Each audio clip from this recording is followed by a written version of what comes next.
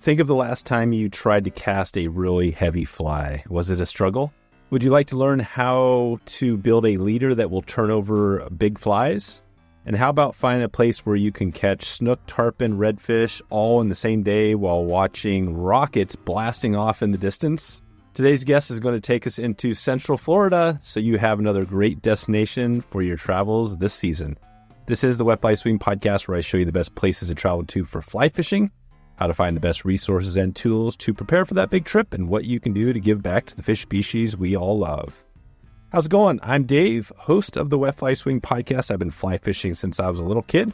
I grew up in a little fly shop and have created one of the largest fly fishing podcasts in this country. I've also interviewed more of the greatest fly anglers than just about anyone in the world. Frank Catino, old school Florida fly angler and creator of one of the early saltwater reels, is going to take us into fishing lagoons in the coastal waters of Central Florida. You're going to find out why a 6 to 8 weight rod is going to save you in the long run, the biggest issue he sees affecting your success, and how you can get prepared and find snook and get them to take. We're going to talk snook, redfish, tarpon.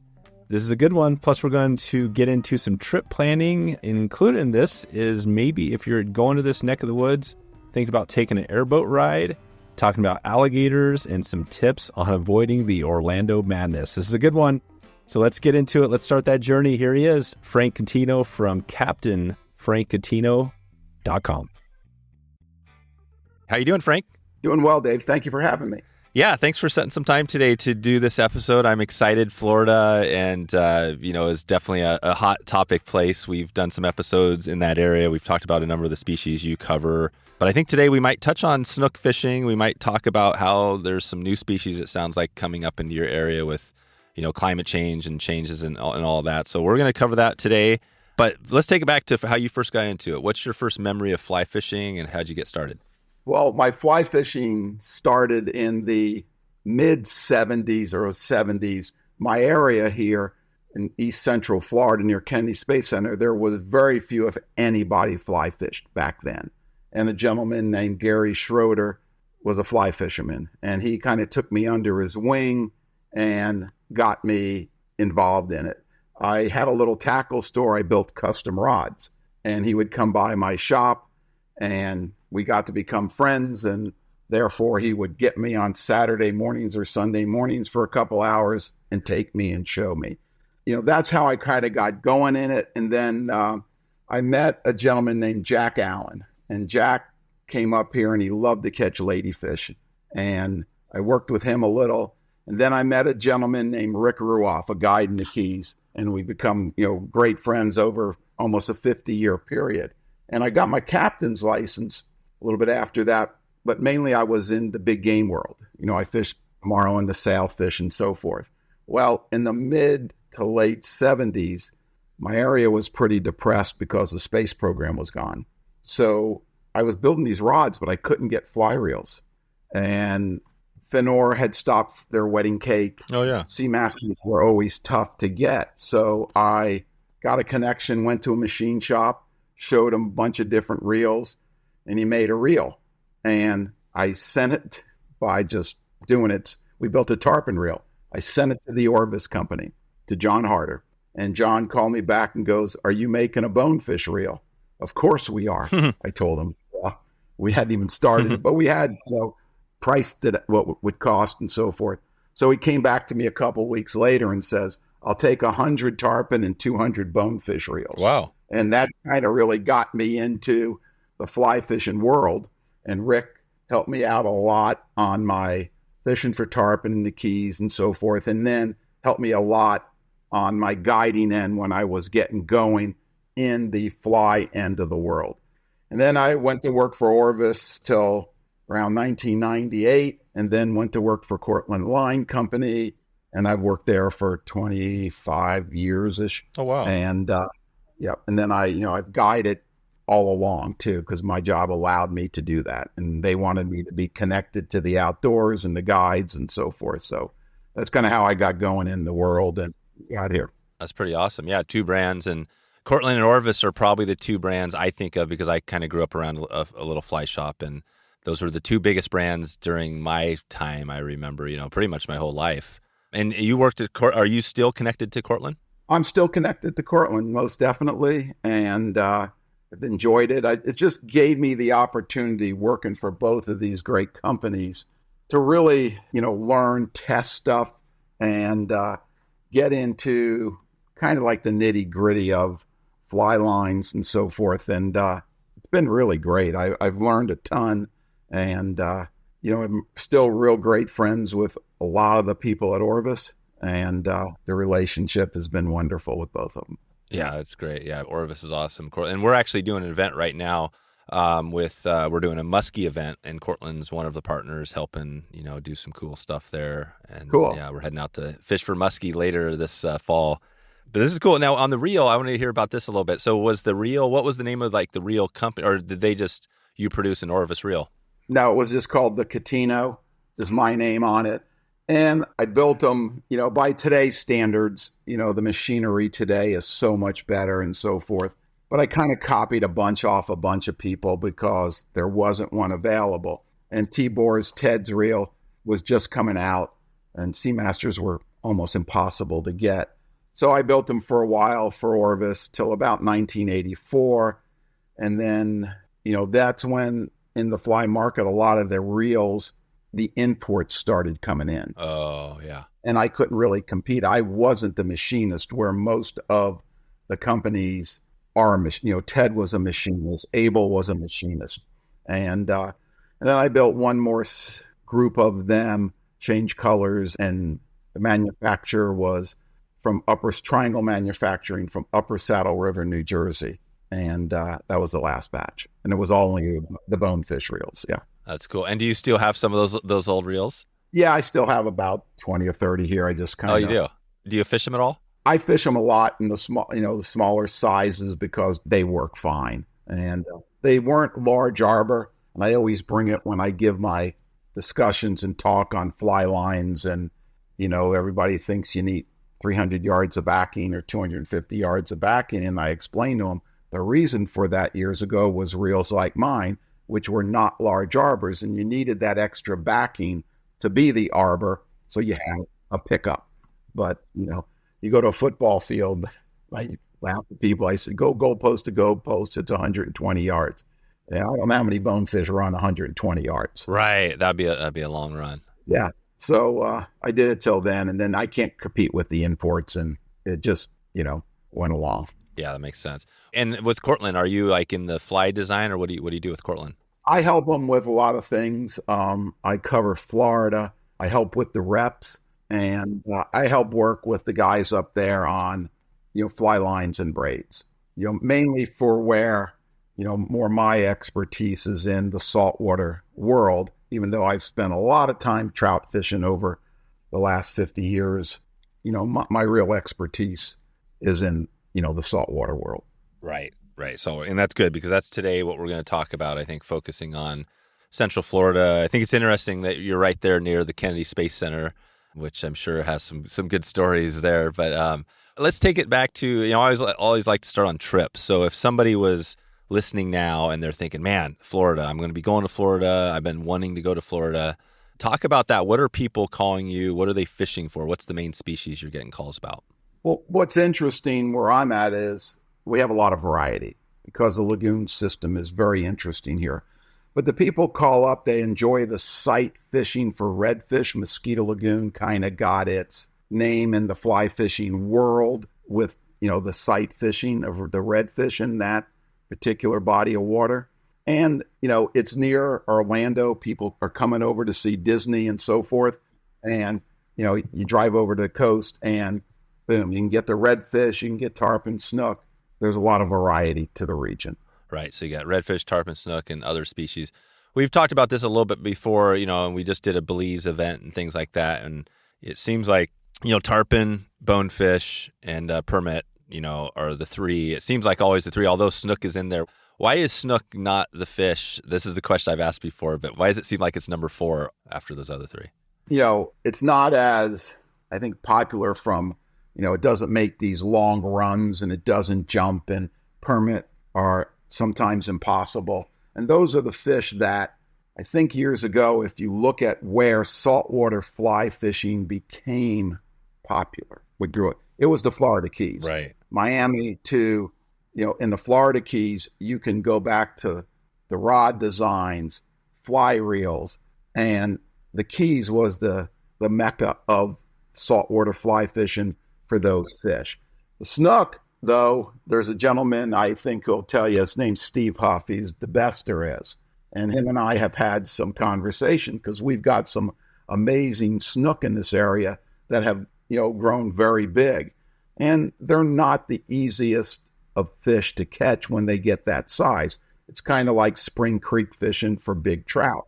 And, I go, God, Steve, these things don't love me. And he laughs at me and he goes, they didn't get that big by being dumb. Right. So they're a very, great fight fish, tough, hit, incredible, jump a little and splash. And it's a fight. They're a tough fish when they get up big to catch. You can catch a lot of small ones and so forth, blind casting. But you come sight fishing for them, you better have your A game on cast wise. So, I think it's just bonefish, tarpon, permit. That was the world. Yeah, that makes a lot of sense. So essentially back in that period, whatever, 60s, 70s, 80s, when it was all these saltwater fly was coming on the map, it was those three were what pushed it. People wanted a giant tarpon. We had a whole episode on that whole story of the tarpon down there and how the collapse of the fishery and things like that. But then permit is one of the most challenging to catch. And then bonefish is just a great fly fish, right? Yeah, it's great. And, it's interesting on bonefish, like we were talking before, years ago, coming to the Keys was a big deal. I was talking to Jeff Courier last night, and he was at an airport in Florida flying the Columbia, like it's nothing now. Yeah. To jump on an airplane and go to these destinations out of the U.S. was a major, major undertaking if it even was available in the 70s. Yeah. So the Keys had the big three right there for us, had the bonefish, tarpon, and permit. And you didn't have to travel out of the country. Now, there are some incredible bone fishing places that you jump on a plane from anywhere in the U.S., and in a few hours, you're in the middle of nowhere. Yeah, that is really awesome. And we know just from, we just did a recent survey of some of our listeners, and we know that I think 20% of the listeners are going to be flying outside of the U.S., that in the next year or so. So, that is 80% of the people aren't going to be. And so there is still majority of people that are staying in the U.S. And that's what's cool is the U.S. is so diverse, right? You have all these trout. So I think the Floridas are still, all those places are still destinations, and there's still amazing places in the U.S. to fish, which makes it awesome. But I guess if you have the capacity that traveling to Belize or wherever you want to go around the world it would be awesome as well, right? Yeah, it is. And, what's interesting too, like my area is years ago, nobody came here, it wasn't the area. Now, it's a very interesting area because we have variety. You can go inland 20, 30 minutes from me and get fabulous freshwater, warm water bass fishing, all on fly, bluegills, you got that whole world. You come to our coast and redfish, snook, tarpon, trout being our spotted weak fish, and our nearshore fishery, going out of in like Port Canaveral or something, there's cobia, there's big jacks, there's little tunies or bonita, called different things in different places, right. But you have all that available to you here. So, I live in an area that has maybe not the greatest tarpon fishing, but I've got everything in this lagoon system because the lagoon system's quite interesting. It starts in kind of south of New Smyrna Beach and runs all the way down to Stewart. It runs almost 180, almost 200 miles. And the climate in the north end of it is so different than the climate in the south end. And it's non-tidal in a great majority of it, which is very different than, most areas. And then when you get south, Fort Pierce area and south, now you have tidal influence. Where the middle of it, no tides. Gotcha. Wow, this is cool. So like you said, you're essentially in Central Florida on the East Coast, and just east of Orlando, out in that area. What is if we were sitting here trying to plan a trip and to say, hey, we want to go out to this area. Maybe we're going to be in Orlando at some point. What would be the best time? I know there's probably a lot of variation. What is the peak time when you could get it? Well, here's what I tell people on it, because it does vary with the species depending on the season and temperature. The winter time, let's just say November, whatever we call winter, November through April is a time where you can fish a longer part of the day. There's some variety around then where if you were going redfish, you could go all day. And depending on how cool it is during that frame, you're going to have redfish, there's going to be some snook, sea trout, and you're going to have baby tarpon in areas. Now, come May, June, July, August, maybe September, it gets hot here. Yeah, it's hot. So, by noon, I find people are going, wow, it's really hot out here. And the fish, too, tend to not be as active throughout the whole part of a day that's hot like that, because the lagoon systems here are incredibly shallow. The average depth is 3 feet. Other than the intercoastal, which they cut, it's a shallow body of water. It warms very quickly, and, it stresses the fish. Now, summer fishery is early, and that's when we have, in the last few years, have gotten an influx of these 70-plus pound tarpon. And in the last 5 years, they have started showing up fairly regularly in our lagoon system, where you can go fish for them, actually sight fish for them, or cast a laid-up rolling fish. When I was a kid, that wasn't here. We had small tarpon, but we never had these bigger fish. And Aaron Adams, I don't know if you've ever interviewed Aaron. He's with Bonefish Tarpon Trust. Actually, Dr. Aaron Adams, he's doing most of the research on tarpon. And we've tagged a few of these fish with sonars. Why are they here? Why are they coming to us now? The environment has changed a little here, but, the summer months, we do have that fishery. It's just, it's hot for people when it gets noon. So October through April is generally better for all around day of fishing. Yeah, October through April, yeah. So if you want the longer day, and the winter is really, I think, appealing, right? Obviously to a lot of people, especially up north, where they could say, hey, I want to get out of the winter, go down to Florida. So November through April would be great, and you can get snook. Now, the tarpon, so when is that time when you're seeing more tarpon now? Well, I'm seeing more tarpon starting kind of now. Yeah, now. So right now, what is it, mid-May right now? Yeah, May, end of May for the bigger ones starting to come into the lagoon system. We have 5 to 20-pound fish, 15-pound fish here all year round. They actually grow up in these backwater marshes. Now, you wouldn't think anything in the world would live in, but the larvae go in there because there's mosquitoes, and they eat mosquito larvae. Hence the Mosquito Lagoon, right? Right. The county where we live now is Brevard County. It used to be called Mosquito County. But, the system here was perfect for the juveniles to, grow up in. So we have a very nice population of the smaller tarpon. Yeah, which is great, right? The smaller tarpon. I mean, some people even say, catching a giant tarpon is great, but it's kind of cool to catch the smaller ones, right? Because they still fight and they don't wear you out as much. Yeah, exactly. And why, we don't know, but I know things are changing here, as it is in a lot of places. The lagoon systems here, right here where I live, didn't really have many mangroves. A lot of the shoreline was Spartina grass. Now, there's no Spartina. The mangroves have taken over because we haven't had cold winters in a number of years. The mangroves have migrated all the way up to New Smyrna and past, as the snook have. I was kind of the northern. Sebastian Inlet was almost the northern limit that you really had a great opportunity for snook.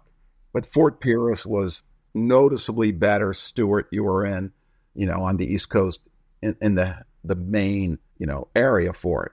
Now they're actually in Mosquito Lagoon.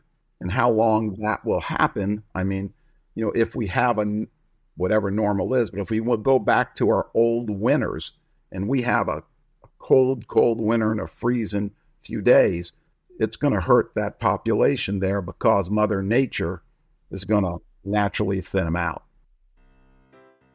Are you ready to elevate your fly fishing adventures but unsure where to start? Look no further than Guidebook, the premier platform for connecting you with the finest fly fishing guides in the country. Make your way to wetflyswing.com/guidebook and start planning your next unforgettable fly fishing journey right now. Let's transform your passion into extraordinary experiences with the guidance of Guidebook. Looks amazing, the Mosquito Lagoon and all of that, and the Canaveral National Seashore. Is that all pretty wild out there? Is that all natural, like reef? Is that what that is? Well, it's interesting. The Cape sticks out in the ocean quite a ways, and people don't realize it. So if you're at my house, I live just a few miles south. If I stuck my hand out down the beach, Mosquito Lagoon is out in the ocean. Oh, so yeah. You're in Mosquito Lagoon. If you went due south, you'd fall in the ocean on the north side of the tip of the Cape. So that whole area, a lot of it, obviously, you're not getting on because it's the Space Center, but it's Rhode Island National Wildlife Refuge and Canaveral National Seashore. A lot of it is, great percentage of it is open to the public. There's groomed access roads. It's a very big birding area for people to come to, see birds. Also, it's groomed for duck hunting. Oh, wow. So these little marshes or ponds that I was saying where the tarpon larvae get into and the baby tarpon, there's quite a few of them there. So it is a national wildlife refuge and a national seashore, and the Space Center is there. So it's, it looks like you're in wild Florida. Yeah, sounds awesome. And what is the town you actually live in? I live in a little town called Satellite Beach, which is next to, most people are more familiar with Cocoa Beach, and then it goes Patrick Air Force Base, and then my town, Satellite. We live on a barrier island here. So the lagoon, Mosquito Lagoon, is to the north and east of me, actually. And then we have two other lagoon systems here, the Indian River Lagoon and the Banana River. The Banana and Indian River come together right here where I live, and it heads south to Stewart. And they're not salt, they're actually brackish water lagoons. Right. So that gives us our background there on that. Well, and we mentioned, I think, November through April. I think that'd be a good time to focus on. And so really any of those months, it sounds like, would be fine. Like, would December or January be an equal month to catch? Yeah, I think, then I can't tell you what the weather, October is really good too. But what I tell people is, that's our hurricane season. Oh, right. So, it could be great, or you could plan your trip and all of a sudden we get bad weather. Yeah. So how do you miss the hurricane? What are the time where you for sure won't get a hurricane, or likely? The season it's most active is the month of September. But I would have to say mid-August to the end of October, percentage-wise, is your greatest. That makes sense. Okay. So let's just pick a month. I mean, I think, like we said, middle winter, January, December, somewhere in there. So if we were doing a trip in that time frame, what would we be thinking about? How would you be coaching us to get ready for this trip? Is this where we'd be focused on definitely getting snook, getting a chance at everything? I think a little bit of everything. And like I said, depending on how warm the days are and so forth.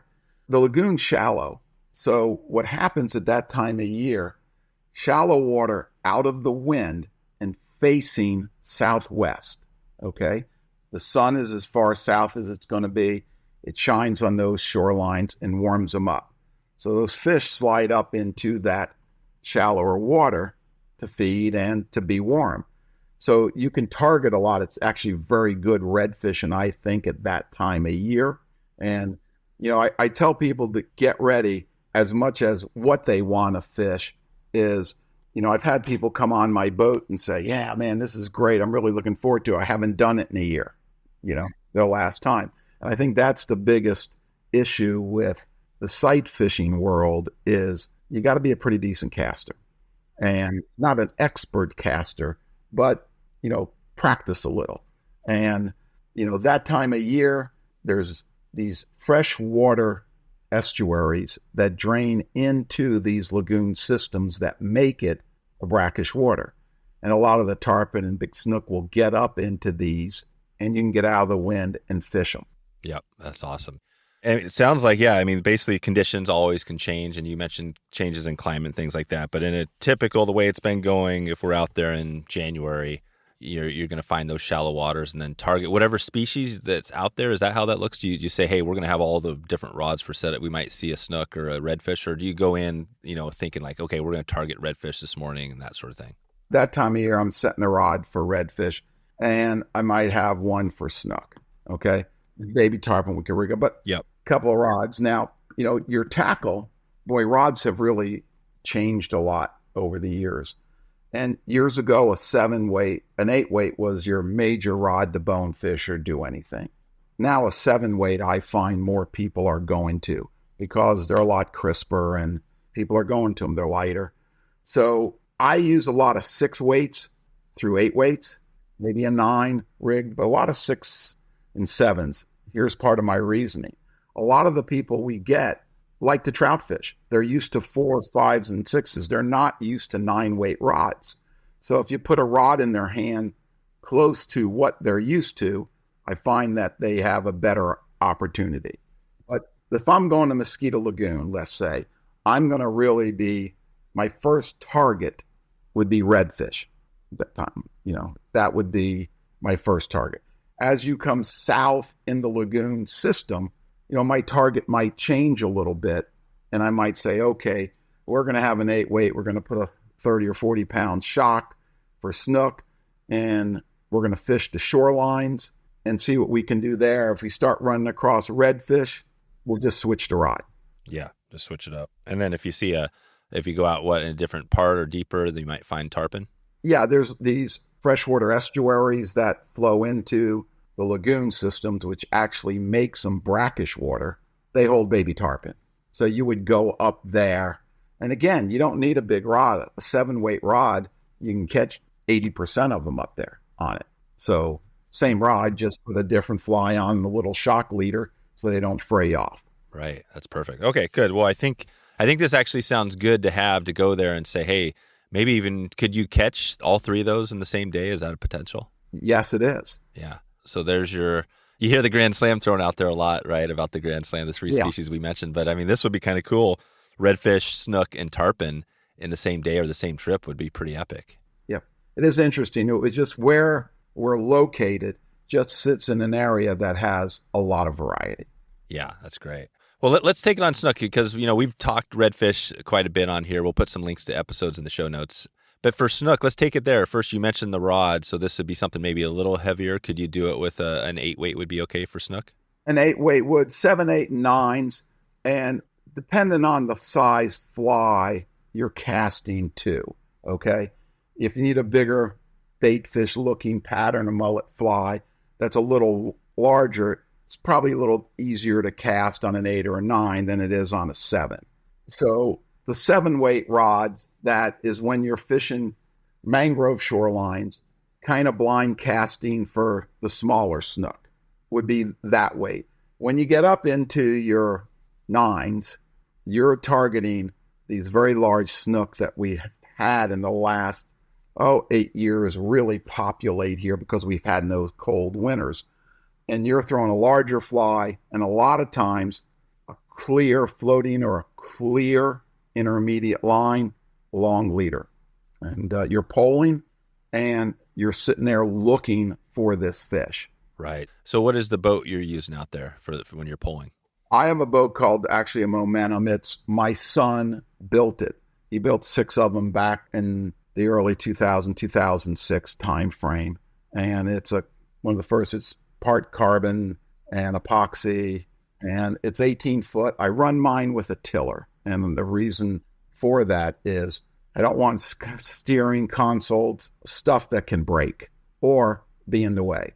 And my boat's unique in that it's very light. It weighs 258 pounds. It's 18 foot long. Oh, wow. Yeah. So it looks just like a regular skiff, but it's light, and the tiller is just what I chose to go with. That's cool. And the boats are interesting because there's lots of different types of boats. And in fact, you even have kind of a tour, right? The airboat. Do you still do the airboat tours? Yeah, I have the airboat. That's kind of, interesting during the season times. The marsh here, when you're talking to the west of me, again, unique, it's the St. Johns River. There's the headwaters of the St. Johns River, which runs north to Jacksonville. And that and the Nile are the two rivers in this hemisphere that run south to north, but go to an ocean. And it's unique. So there's a lot of alligators and stuff you can run around and see out there. No kidding. So you said, so the what were the two rivers that flow south to north? The Nile. Yeah. And the St. John's. They go to an ocean. There's some that flow north, but not to an ocean. This goes to an ocean. Gotcha. And because of that and the ecology or whatever, you see more alligators and other cool species.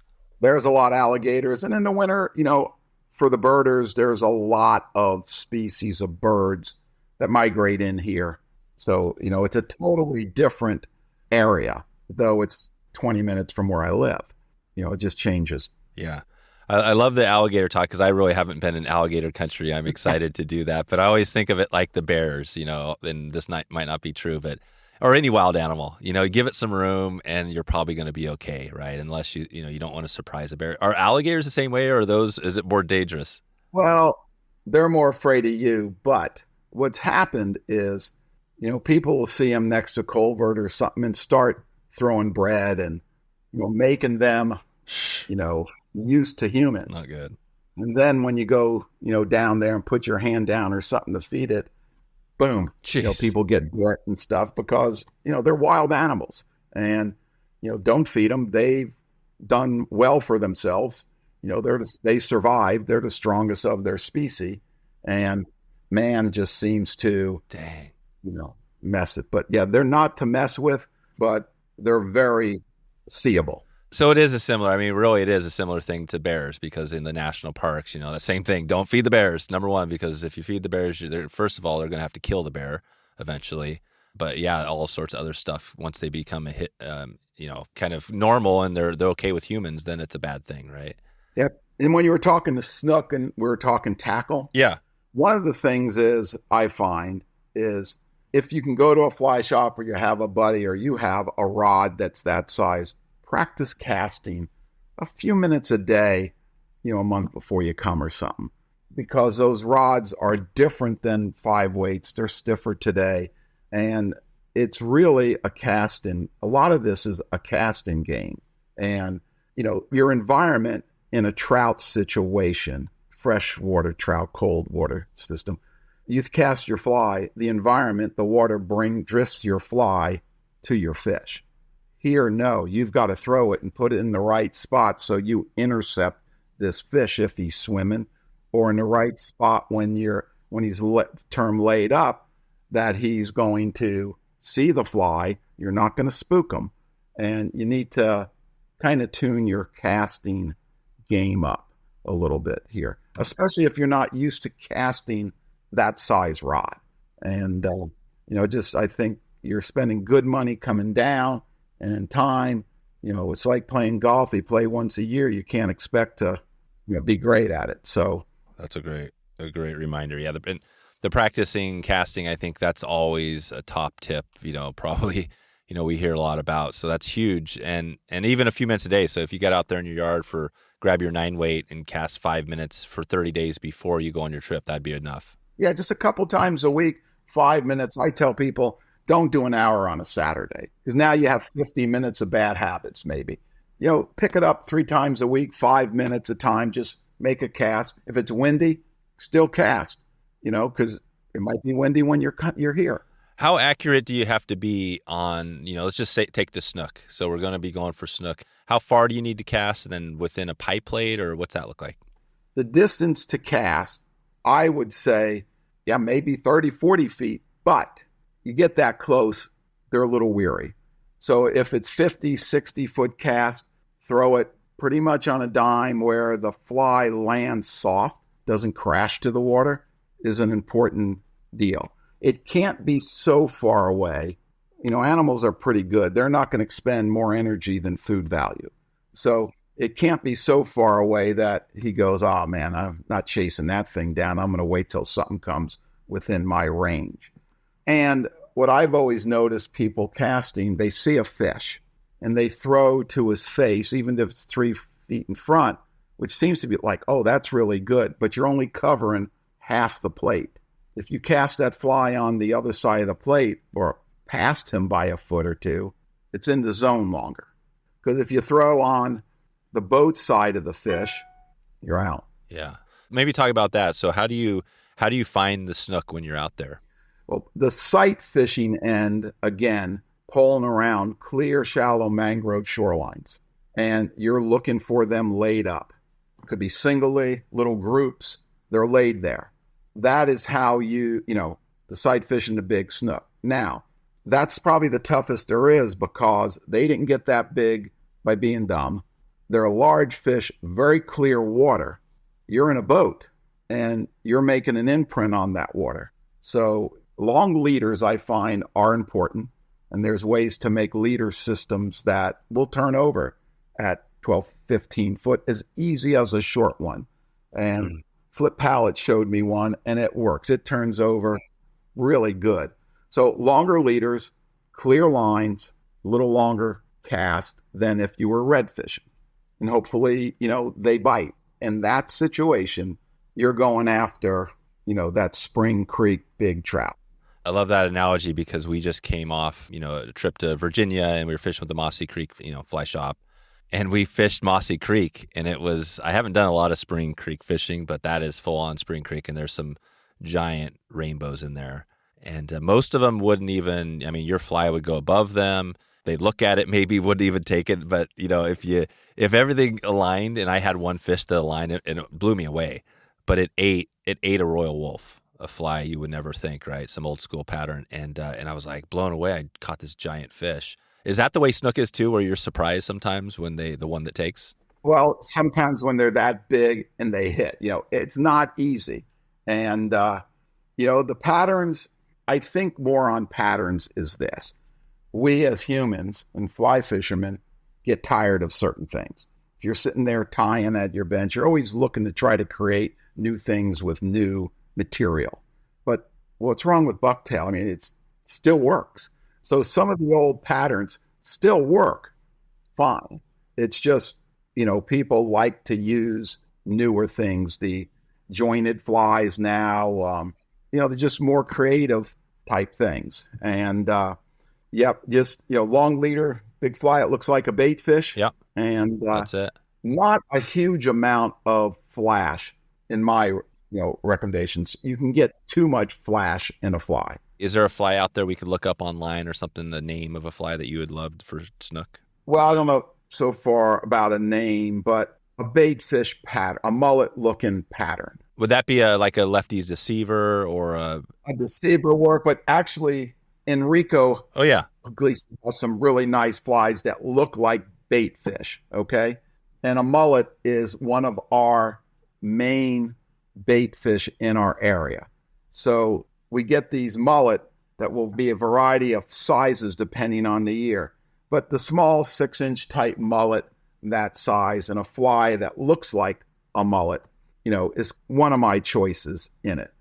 There's a few others, the bent back style fly, okay, where the hook rides up. If you're fishing next to mangroves and they're really tight, Steve Huff, if people look on the internet, and Steve Huff snook fly, he ties it on I think it's a 60-degree jig hook. It rides hook up. And therefore, if you hit the mangroves or there's a lot of grass or stuff around, hook up, you have a tendency not to get hooked up in the mangroves as much. Right. That's key because you're fishing the shallow water. And so you want the hook up for the most part, fishing for any of that stuff. Okay. Yeah. And if you're fishing the shorelines, just blind casting mangrove shorelines, any of the smaller bait fish patterns will work really good. And in that case, you're blind casting. And could a big snook be there and you could catch them? Yes. But you're just blind casting shorelines for, the smaller snook. This is a lot of fun. And in that case, you can use 6s and 7 weights and have fun. Yeah, that's perfect. Okay. And I just want to give a shout out to, we haven't mentioned this before, but Guidebook Co. is a good place where people can actually, if they want to book you for a trip, they can do that. So that's guidebookco.com. And we've been working with Stuart and Ben and kind of trying to connect with some of the folks around. So, yeah, is that something you still have going with the guidebook? Oh, yes. Yeah, matter of fact, Ben's come down. We fish together. What did you guys fish for? When I know Ben's doing a ton of stuff. What did you guys fish when Ben came down? We kind of threw for redfish and went, pulling around if I remember right, we're in the Banana River. Again, we call it rivers, but lagoons. In some of the area there, you have more concentration of variety where you can go and target, a variety of fish in a day. Yeah, you can. Okay. And I'm looking at it now. I just searched Florida, USA on guidebookco.com, and it looks like Indian River Lagoon pops up kind of near the top. Yeah. And I'm sure that's you. Is that like Vero Beach? I guess that's the meeting location. Yeah. Well, I fish from south of Oak Hill, River Breeze Park, but Mosquito Lagoon to Fort Pierce. And if I drive either one of them, Fort Pierce is an hour for me, and the Mosquito Lagoon is about an hour for me drive. So I trailer because depending on what I want to fish for, where the water's clear, and also where the people are at. If they're in Vero, maybe I head that direction. But I'm a trailer guy. Yeah, so you're pulling your boat around and dropping it in different locations, different ramps. Different location. Yeah. Okay, good. So that's awesome. So if people want to check in with you, that's an easy way to do it. And on this trip, so I want to hear about these leaders. So we talked about some flies, the weight of rods, that leader from Flip, and we had him on quite a while back. We'll put a link to that episode and there. But what is that leader? Describe that. How do you get that long leader that actually turns over big flies? It's pretty interesting because leaders throughout history, let's say, were really designed to turn over 16, 18s, very small dry flies. They don't have a lot of mass when you're casting them. Well, a saltwater fly, being a 2/0 or for a hook, has some mass when you get, the fly moving. So it's not as critical to have all these step downs. So Flip showed me this leader where, it's going to sound strange, but your butt section of your leader makes up close to 70% of your leader. And his theory is that it transfers the energy from the fly line down better. So, everybody's 50-pound test is different diameters, So I'm just going to use generic 50-pound test. So if I'm using a Nate weight, I'm going to have maybe 7 feet of 50, 2.5 foot of 30. Now I'm making a longer leader here, right? And then I'm going to have the 30 goes right to my class tippet. Okay, so let's say 12 pound. So I double my 12 and tie it to the piece of 30, so I got a better knot strength there because of the drop in diameter. Then I have my 2.5 foot of my 12 pound. Now I tie on the end of my 12.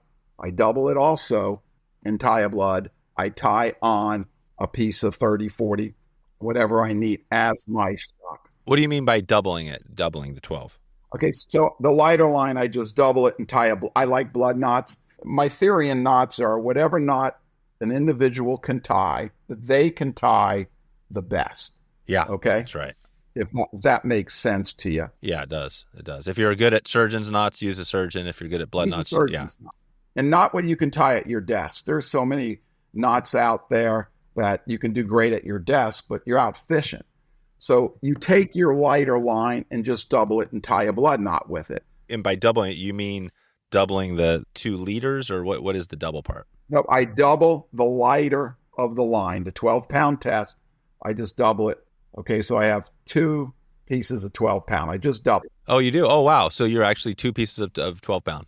No, 12. It's the same piece. I'm just bringing the tip of it around to the main line, and now I have a loop. So I have a doubled piece of 12. Gotcha. Then I tie a blood knot so that it's closer diameter to the 30. I see. Okay. And then I tie my blood because that's what I, tie. And I do the same thing of both ends of my class tippet.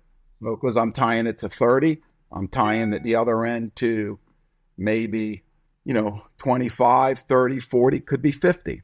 And I need that stronger knot there. And that's, how I do mine. And I've seen Flip out there casting this thing and it turns over. I mean, he's got people doing it. And his theory is that the butt section of it needs to be very similar to the stiffness of the butt section of your fly line. So it takes a continuous thing. My friend Rick Ruoff, years ago would do it different. It was always a joke in the Keys. He took 12 foot, a 12-pound test, put it on the end of the fly line bone fishing, and the fly turns over all the time. Now, it might not turn over with a number 16 or 18 dry fly, but a fly with little dumbbell eyes and so forth has momentum in the air, and, it's going to turn over. Yeah. Okay. Perfect. I'm glad we dug into the leader. So that's kind of the setup. And then once you're out there, like you said, you're finding fish, and then you're casting to them, trying to get it in, close so they see it, but give them a little room. So, are you, once it hits the water, you letting it drop and then stripping it by them? Yes. Yeah. Exactly. So, it hits, give it a second. With snook, this is just my theory. When you're blind casting shorelines, a snook is basically, to me, like a freshwater bass. They like they like to be next to a log, ambush stuff, baitfish coming by. And I think they're curious. So they hear that splat, that a fish just get busted, and there's some, they're curious and they go there. If your fly hits and you instantly strip it away, it's not there. So the way I do it is I will cast up, if it's a mangrove situation, let it just settle for a second, strip. And in a sight fishing, boom, just a second. So it's maybe to their level, and then I strip. Yeah, just like a long, slow strip? Or Yeah, just a long, slow strip like a bait fish swimming away. And if he gets on the back of it and interest, maybe I'll bump it a little like it's getting nervous. And I think, too, with the onset of a lot of new technology and fly lines, clear floating fly lines, yeah, they might tangle a little bit, but you keep them clean, they won't. And, is that a little bit of an advantage? Yes, maybe. Clear tip lines, clear intermediates. So I have a tendency, when the water's really clear, to try to, maybe it doesn't make any difference, but, yeah, I don't want to take a chance. It's clear. And we mentioned Cortland at the start. So what would be if somebody wanted to pick up the perfect line for, say, they're heading out there for these, snook, redfish, maybe, this time of year? Well, this time we make a redfish line that's real good for the red fishing, because the redfish are fairly close. The rods today are fairly crisp. I mean, you pick up a 7-weight, it's the 8-weight rod, 10 years ago, 20 years ago. You mean by stiffer? The actions are kind of stiffer and quicker? Oh, yeah. I mean, and so the redfish line is really nice. For clear, we make a clear floating, and now we make a clear intermediate. That is a really nice line. For kind of all around, we make a line called tarpon, and I just like it because it has a long rear taper. So if you have to make a long cast, you can hold a little more line in the air because of the taper, such as you guys out west in Oregon, Washington, this two-handed spade guys, right. They want to know the taper. Yeah. So that little longer taper in the tarpon comes 6 through 12. I kind of use that line a lot also for all around because I can do a lot with it. That same taper is in the clear line, floating, and the clear intermediate. And it's just been a very nice taper for people to cast. Okay, so that's the tarpon. Is that just a dry line, or is there sinking lines in that too, in the tarpon line? Well, in that line we call tarpon, it's a floating line. Also, we make that's colored. We also make a clear tarpon that floats, and then we make an intermediate, a tropic plus intermediate line that's crystal clear. And, those are kind of, lines that work. What line would you use for the snook? I would use personally the clear floating or the clear intermediate. In an intermediate line, if you need to have a little more experience, just in general, if you're a beginner, that line's going to be a little difficult because you got to strip a little more in to pick it up out of the water. Where the floating line is on the water, you can pick it up and recast. So the intermediate line, you need to be a little more accurate, caster, so that, you're in the zone more, because you're not going to be able to let it sit out there at 50 feet or 40 foot and then try to pick all that line off the water, or not off the water. It's sunk, it sinks. Yeah. So that's the difference in the lines. You got to, I think people too got to be truthful to themselves and go, what's my ability? I don't want to get something I'm not going to have a good time because I bought something I really can't handle. That's it. No, I'm looking at the lines too now in Cortland. And the crazy thing is, like we said at the start, I remember back when I was a kid, it was the Cortland 444, right? It was like it was the line. And now, you've got that still, but there's just a ton of lines here. So Is the line we'd be looking for just the clear? I see the clear intermediate. Yeah, the clear intermediate's a nice one. The clear, our clear line, which is the PE lines, which are polyethylenes. It comes in a flats taper and a tarpon taper, very, very similar. Those lines are very good for the real clear water snook fishing. And for the red fishing and blind casting shorelines, either line being the redfish and or the tarpon Tropic Plus are really good lines, just depending on what you like. Okay, perfect. And so, again, we're kind of getting ready for this trip if we were heading down there. What would be a few tips you would give somebody? You mentioned the casting. What else would you tell somebody to get ready for this? Is this something where they can, learn a lot of it once they get on the boat with you, or anything they can do to prepare? Yeah, I mean, I think, the casting is the number one thing. Be used to the tackle that you're going to use, whether it's yours, if you have it, use your stuff before you come and make sure it's in good shape. A good pair of sunglasses. I like the brownish kind of copperish color lenses. They bring out little blues better too. A redfish's tail, at times the crest of his tail is blue, and you can pick that up pretty easy. I tell people, check their sunglasses. I've had people come in and said, yeah, I got polarized glasses, and you check them and they're not polarized. So a good pair of glasses is important. And I say the other thing to make your day enjoyable, dress correctly. If you need to bring a couple other garments to wear, do so. Because most of the guys that have flats boats has the ability to store it. Long sleeve shirts, a nice brim hat, and put on the sunblocker. Don't get burnt, because you're not used to the sun if you're not in it all the time, and you don't want to get toast the first day and, stay in the game. I think Jeff Currier might have mentioned that before on one of his trips he did, that you're so excited, in that first day, let's say you're doing a few day trip out there, you're so excited you just want to fish all day long. But the problem is, if you burn yourself out in the first day or literally get burnt, you're going to be hating the rest of your trip. I remember Jeff saying, hey, you know what? Let's start slow and get into it. Is that good advice? Yeah, that is real good. And the other thing I'm learning is, because I've learned this the hard way myself, is if you're booking a trip, the airlines are generally, okay on time. But recently, it hasn't been as easy. Sometimes they cancel a flight and so forth. So, like, I'm going to Canada smallmouth fishing. I'm going one day, and then the next day is just my relaxed day fishing the next.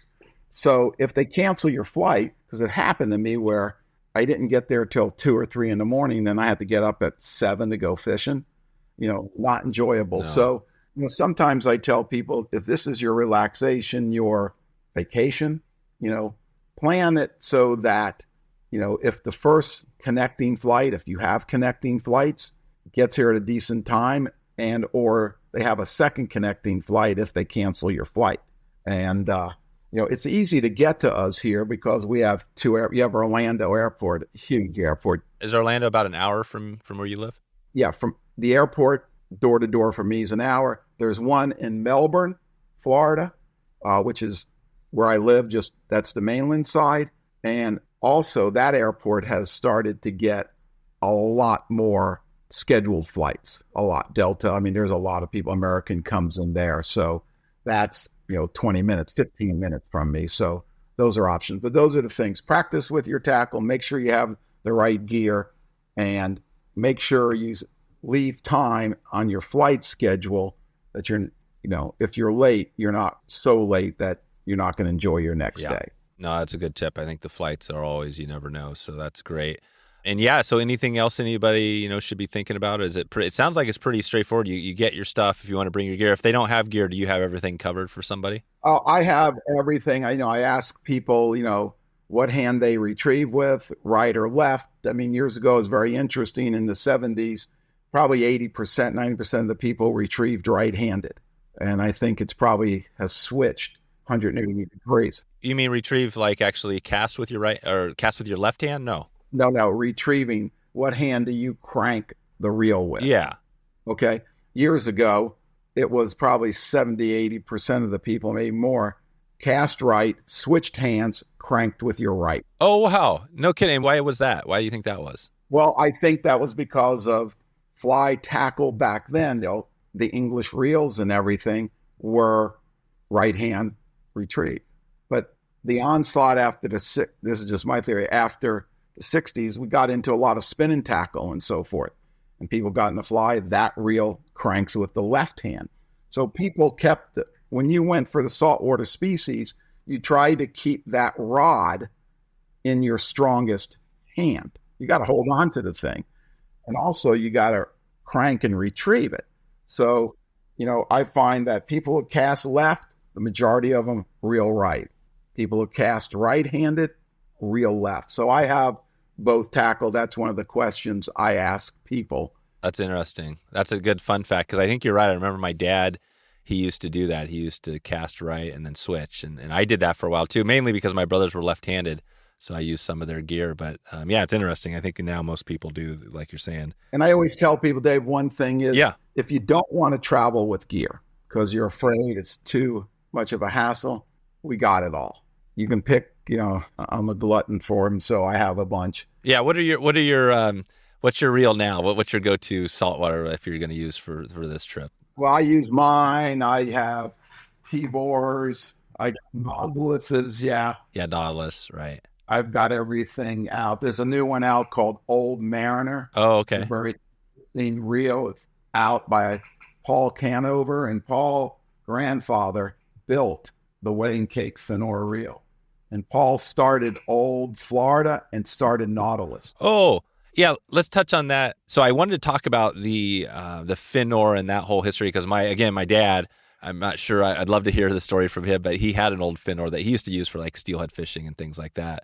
So do you know that history there? How did Finor, who was the Finor who started that, and then where it went? Finor, I'm not real good at it. The guy I think would make is a gentleman named Tommy Green. Okay. Who retired. He had a tackle shop down there. But Finor, Tycoon was a rod company. Then it became Tycoon Finor, and Garwood, and so it was part of it, and they built these reels. And Paul's grandfather, the guy that had the machine shop that built the Finor wedding cake. And the wedding cake was the reel people could buy that was saltwater and hold up. Seamasters were incredible reels, but they were almost impossible to come by.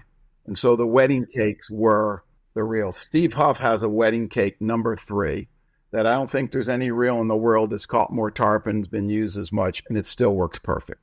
And was the wedding cake, because I think my dad's reel was a Finor, the other one, but it was anti-reverse. Was the wedding cake anti-reverse? No. So it was the wedding cake because the back of the reel looked like the tiers of a wedding cake. It was tiered to the drag knob.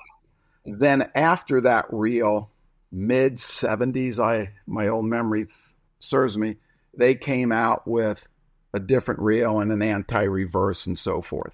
Oh, okay. But their reels that they were really noted for was the wedding cake. Love it. And the name is perfect. So the wedding cake, and you can still find those. I'm looking now.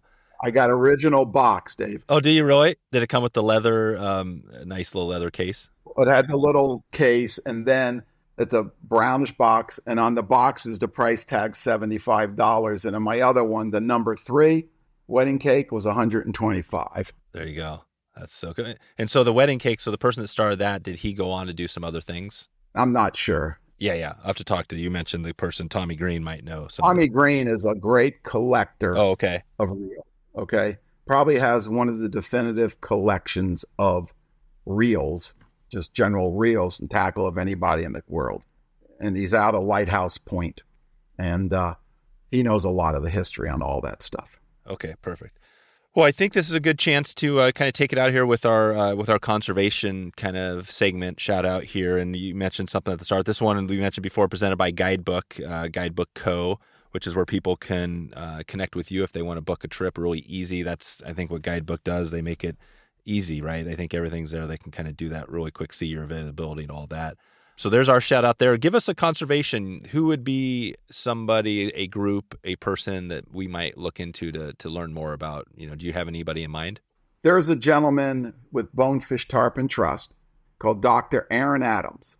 and he's doing some of the definitive work on the bone fishing. And he would be somebody I would recommend you talk to. Okay. And then there's another gentleman, Dr. Dwayne DeFries. And Dwayne is the head of the NEP for this region, the National Estuary Program. And he's a gentleman who's in charge of the Indian River Lagoon system, working to clean it up and so forth from some algae blooms that we had years ago. And both of those are very, very knowledgeable on environment. That's great. And we had a recent episode, we'll put a link in, episode 494 with Bonefish Tarpon Trust and Mark Rabine, and he talked a little bit about some of the topics. So we'll have that covered. So that's great. And this is into our kind of our random segment as we take it out of here. And I really didn't want to miss, I love some of the Kennedy Space Center, I think is really interesting, but maybe touch on that a little bit. Is that something where, that's an active, have you seen some things while you're out there fishing, some launching of shuttles and things like that? Oh, all the time. I mean, they're launching so many rockets now. Oh, really? Just a few a week. They want to launch almost 300 a year now. They're vamping it up. But I've been out there and seen the shuttle lift off and be as close as you're legally allowed. I was out there not too long ago, and one of the boosters came back and landed in the south end of the lagoon on the pad, and you could see the whole thing. Oh, wow. But yeah, the Space Center, and another thing to people, just things to do that's interesting, is if you're here, there's a tour of the Space Center. And it's one of the most incredible things you will see from an engineering standpoint. The original Mercury capsules, oh, right, the Saturn V, it's there. The history of it is there, and it is an amazing tour that I tell people it's very worthwhile to go see it. You'll see the biggest single-story building in the world by volume. It was the largest building in the world by volume, but you'll see some cool things, and so I recommend that to people. Okay, good. Well, we'll be building this trip, and I think that's the thing to do, is to extend your vacation and make it a little bit longer so you can hit something like that. And maybe, right, Disney's there as well. What's the time, because I know it gets hot, like you said, when is the time when you definitely wouldn't want to be going there because you're getting outdoors, like if you were going to be out? Well, it's not that I wouldn't have it come here, but the fishing day starting in, June, mid-June-ish, is going to be 6 a.m. here till 12. You can still get 3/4 of a day in, but you're targeting generally a different, you're trying to do the tarpon at that time of year. And that's what I recommend to people is, hey, you're not going to be able to fish most of the time a full day because you're not used to this temperature. So plan your trip. If you're here, no problem. Is there fish? Absolutely. But, plan accordingly. Okay, good. And we can talk to you, like we said, we can give you a call if we have questions as well. So that is great. Well, let's just take today. I know we've kind of covered a lot today and just been real general on things. What do you think would be 3 takeaways from our conversation today that you would leave somebody with if they're thinking about, doing this trip or kind of heading down there? Anything from our conversation you want to leave people with? I would say I'm in an area that's easy to get to and it has a lot of variety for beginners to experts, a lot of variety in the area. And I think that's what my area is really noted for, is variety. And it spans, this lagoon system spans, a good distance, but it has a lot of variety in it for you. That's it. No, that sounds awesome. I think variety is always good because, we've heard guides talk about this, in podcasts where, yeah, you could have one species, but what happens when something happens? The river blows out or changes and now you can't go to that species. Do you want to try to force the client to get that thing or maybe say, hey, there's actually this other species? Is that kind of how you work it when things change? Yeah, and there's areas. So if the lagoon here is really north and south. I mean, very straight kind of. So if it's going to get blown out, it's like, hey, we get out there, it's just not going to be enjoyable. You're not going to cast in it. These freshwater estuaries that come into the lagoon are windy kind of rivers that you can go up and still target baby tarpon and snook, yet get out of the wind because of how the shorelines will angle. Yeah. Okay. And then that's something I think if anybody has questions, and there's probably going to be folks that have fish for snook or want to fish in different areas of the country, or the coast or whatever. So would that be something? Do you think snook fishing where you're at could apply to other areas around the country, the world? Yeah, I mean, the snook, with climate on the west coast of Florida, they're all the way up to the Panhandle, and on the east coast, they're to Daytona. Not heard of years ago, but they're there and they're targetable in different, in more areas of Florida other than just Stewart and the Everglades or, Naples South. Okay. And the other thing, like we said, we're building this great trip out. So the airboat rides, I just want to touch on that before we head out of here. I've never been on an airboat. It sounds like something that's pretty awesome. The idea being there is that it's so shallow water, you can fly across. The motor wouldn't work with a prop because it'd get tangled, right? Correct. And shallow. So the airboat I have is for that. It's got an aluminum block Corvette engine and it pushes about 580, 90 horsepower. So it goes fast? I don't know. I'm a chicken. So how fast could it go? I go fast enough not to get stuck. Oh, right. Okay? They say in the 60, but I don't know. I couldn't tell you. Just like my. How shallow water could you go in? I don't need water. Oh, wow. You can just go across like just whatever, mud flat. No, I can't go across mud. Mud is bad. Black's bad. So one of the things with airboating, black is mud. You're going to get stuck. Green is not as good because it's sticky with chlorophyll, the grasses. So if you see brown grass or hardtack, it'll do that. It'll climb up over stuff. And wow.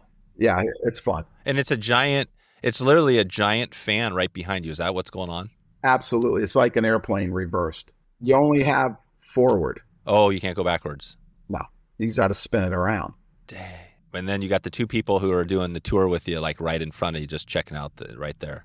Yeah, I can take up to 6, but I really like 2 to 4 because it's more weight in the airboat. Obviously, different areas you can travel. Yeah, but that's cool. Yeah, you'll see a lot of neat things, the cypress and so forth. And I feel like that would be a pretty epic trip, where you get some days of fishing, you get an airboat ride, and then maybe you go over to Disneyland with the kids, sort of thing, or Disney World, right? Yep, you'll see it all right there. And a lot of people stay in Orlando and come here an hour. I tell them, well, you should reverse it because it's a lot less populated here. And then go to Disney when you want and come back and you got the beach and you got an area that's not as populated to move around and so forth. That's it. So wow, Orlando's a big city now and the roads are good. You can get to Disney pretty quick. Yeah, that sounds perfect. Okay, good. Well, I think you've got just set our itinerary up, so we'll have to follow up with you on the plans there. And like we said, we'll send everybody out to guidebookco.com. They can search and find you there. And also Captain Frank Catino, CAPT, CaptainFrankCatino.com. We'll put a link to the phone number as well, 321-223-7700. Thanks, buddy. I appreciate having me. Thank you. Oh, my. Oh, my. Check in with Frank. If you get a chance to let him know you heard of him from this podcast. And if you get a chance, definitely check in and see if he's got availability for a trip this year. We'd love if you would follow the show. If you haven't already, you can do that really quickly. Just click that plus button in your app, whatever app you're using, follow the show, and you'll get updated when the next episode goes live. We've got some big news this year on top of all the school programs we have. We're also launching the shop, and this is the place you can go to take a deeper dive with this podcast. You can go to wetflyswing.com/pro. That's the pro, Wetfly Swing Pro, and it's our shop where we're going to be building some great trips, doing some great stuff with the community. Check that out right now, and you can get on that list. I'll update you when we go live with that very soon, and it is right around the corner. And that shop is one place where if you want to follow up and take this podcast deeper, get some more content, you can go there. And we've got a lot of stuff brewing, and we're going to be building some good stuff. So check it out now. I'm going to skip off and get off to this next one. We've got a big week ahead of us, so I'm just going to let you get out of here and hope that you have a great evening. I hope you have a great morning or a great afternoon wherever in the world you are, and I appreciate you for stopping by and checking out the show today. Talk to you soon. Thanks for listening to the Wet Fly Swing Fly Fishing Show. For notes and links from this episode, visit wetflyswing.com.